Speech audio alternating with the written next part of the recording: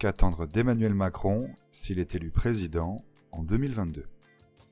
Le président sortant n'a pas encore officiellement présenté sa candidature pour 2022, mais il en a préparé le terrain. Certains analystes disent que ce sera fait aux alentours de la nouvelle année.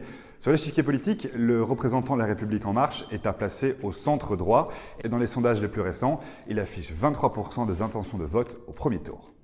D'un point de vue social, Macron a déjà annoncé qu'il refusait de relancer la réforme des retraites.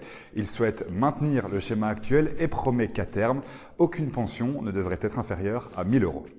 L'actuel président français veut ensuite doubler la présence policière sur le terrain en réformant le schéma de maintien de l'ordre et en généralisant les caméras piétons.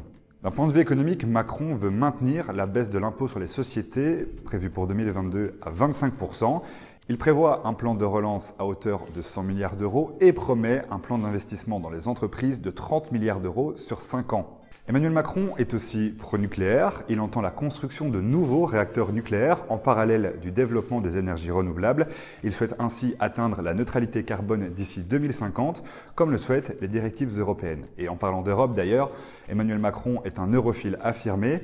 Il estime que le lien entre l'Europe et la France est plus important que jamais. Enfin, d'un point de vue de l'immigration, Emmanuel Macron est frileux dans ses propos.